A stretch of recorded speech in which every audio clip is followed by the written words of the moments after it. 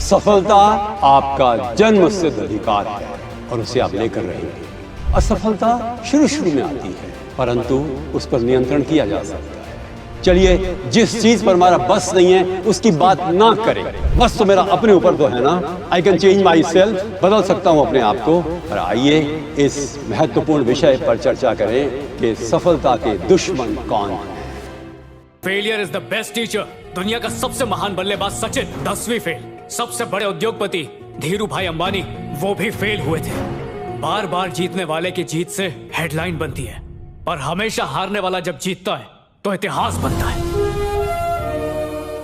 कई वर्षों के विश्लेषण के बाद मैं इस नतीजे पर पहुंचा हूं कि किसी व्यक्ति के जीवन में असफलता जब आती है उसके लिए वो खुद भी जिम्मेदार होता है, परिस्थितियां भी जिम्मेदार होती हैं और भाग्य भी जिम्मेदार होता है।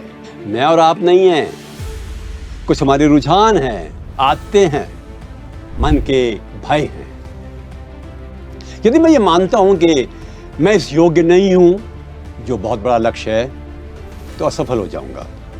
यदि मैं मानूं कि मुझ में डर है कि मैं अच्छी प्रकार से लक्ष्यों की पूर्ति कर सकूंगा या नहीं, वो भी बाधक बन जाता है। किसी की अच्छी राय ना लेकर के मैं स्वयं ही कोशिश करने लग जाता हूं बिना प्लानिंग के, तब असफलता मिल जाती है। यदि मैं आलसी हूं और काम नहीं करता शीघ्रता से, तो असफलता मिल जाती है।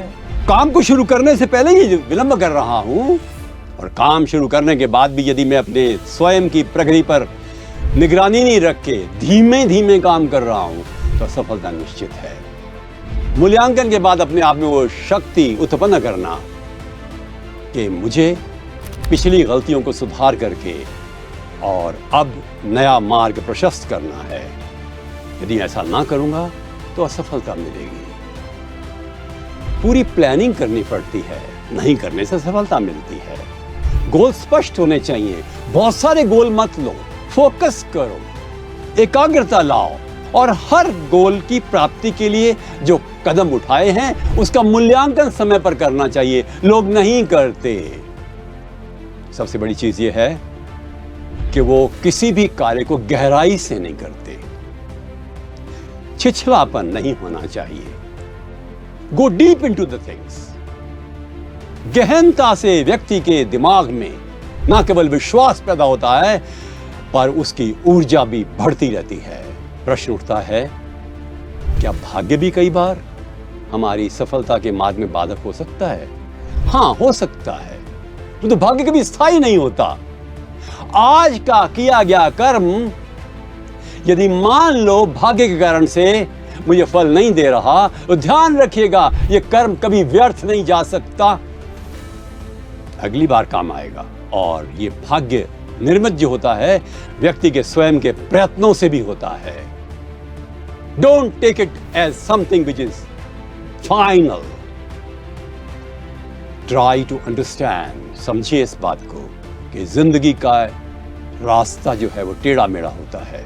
हमें अध्यवसाय करना पड़ता है। काम को शुरू करने से पहले देरी नहीं करनी है। और सबसे बड़ी चीज ये है, काम करते समय पर उसको बीच में नहीं रोकना है, भागना नहीं है। डोंट गिव अप और do it to a finish. काम को पूरा करना है। ज्ञान को बढ़ाइए, विश्वास को बढ़ाइए, संकल्प को बढ़ाइए, दृढ़ निश्चय को बढ़ाइए, विधि का परिमार्जन कीजिए, योजना बनाइए, लक्ष्यों की स्पष्टता रखिए, सही लोगों से राय लीजिए, गलतियों को सुधारने के साथ साथ अपने आप को परिमार्जित कीजिए और नवीन संकल्पों के माध्यम से अपने आप को बलिष्ठ बनाइए, ऊर्जावान बनाइए। और ध्यान रखिएगा, मन में ये विश्वास रखिए, yes I am born to be great. मैं महान बनने के लिए पैदा हुआ हूँ, मैं सफलता के लिए पैदा हुआ हूँ। सफलता मेरा जन्मसिद्ध अधिकार है और उसे मैं लेकर रहूंगा। देरी चाहे हो जाए, कल नहीं तो परसों, कोई बात नहीं, पर मेरा संकल्प है मैं सफलता अवश्य अर्जित करूंगा। ये फोन पे ऑर्डर किया हुआ पिज्जा नहीं जो आधे घंटे में डिलीवर हो जाएगा। सफलता वक्त मांगती है बेटा। बाहर के लोग जितना भी विरोध करें, मुझे रोक नहीं सकते। क्योंकि मेरे साथ मेरा आंतरिक बल है और प्रभु की अनुकंपा है। नमस्कार।